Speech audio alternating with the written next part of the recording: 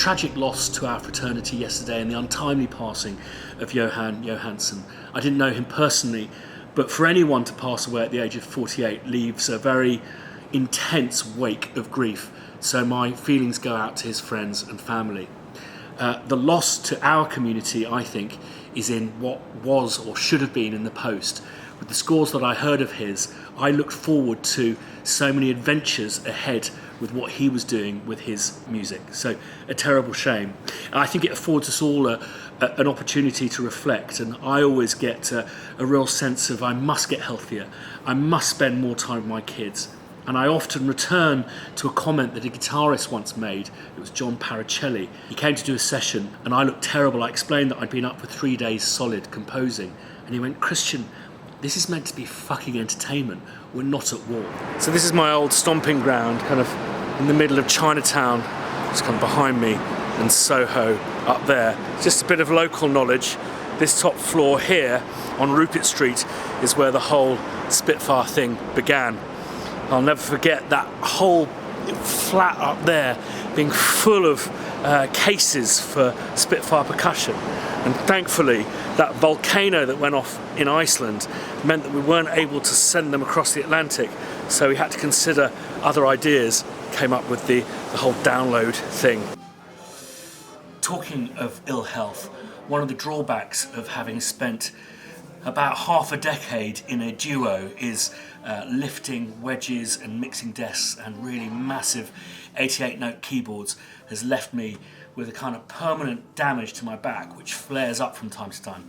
As a consequence, I've been up all night, which has enabled me to finish something I started a few months ago. If you recall, when we bought this place up in Scotland, we inherited a Pleyel antique grand piano because they couldn't find a home for it.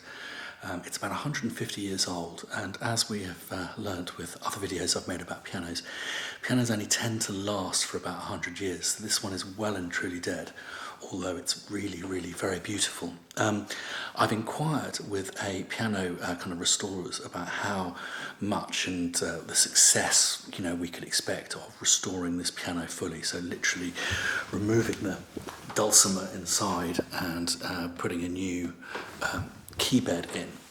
They quoted me £30,000, at which point this piano would be worth £300.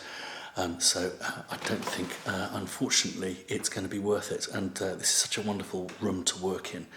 I really wanted something that I can write on, particularly with the new album project I've got coming up.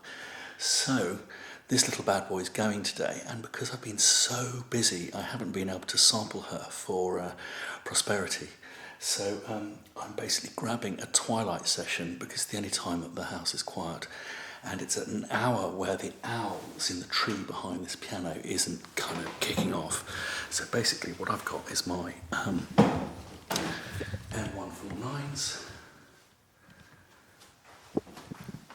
going into there, deliveries into the Babyface, recording onto the T3 and into Logic. And basically I'm going to run a click of 120 so I can edit loosely to the grid later on. But because the kids are asleep upstairs, I have to be super quiet. So this is going to be a very quiet nighttime Pleyel piano sample.